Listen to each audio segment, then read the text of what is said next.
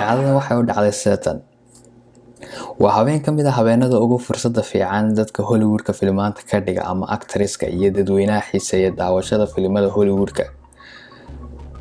Chris Rock oo badanaa aad ku aragtaan jilitaanka iyo waliba matalaada filimada ayaa waxa uu ka ah xafladan soo jeediyay ama ku soo dhaweeyay xaflada Hollywoodka. waxa uu hadalku ku bilaamayaa sida caadada u ahayd furitaanka xafladan kaftan bilaa fara ka hadala.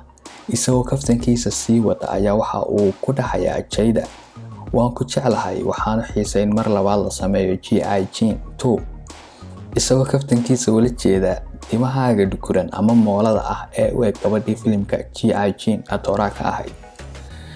kaftankan kuma uu farxin Will Smith markuu eegay timaha duqtiisa.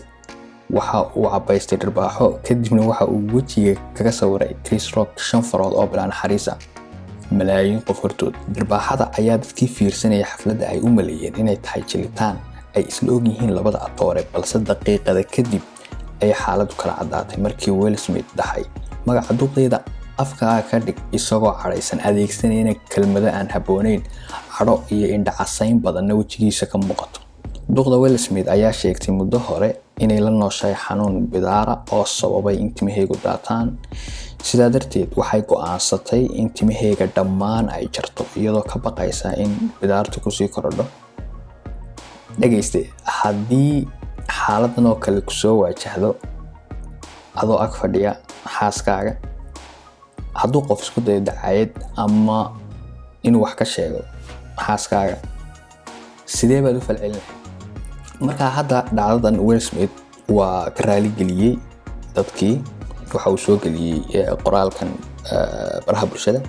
waxa uu dhahay sidan: rabshadaha noocyadooda kala duwan waa sun iyo wax burburin. dabeecadaydii abaalmarinada akaademiyada habeen hore waxay ahayd mid aan la aqbali karin oo aan cudurdaar lahayn. ma laga yaabaa intaa inay ku filan tahay raaligelinta? fadlan raygaaga hoos noogu reeb. aad baad ugu mahadsan tahay daawashada Ogaalka Cilmiga. waa kulan dambe oo xiiso leh.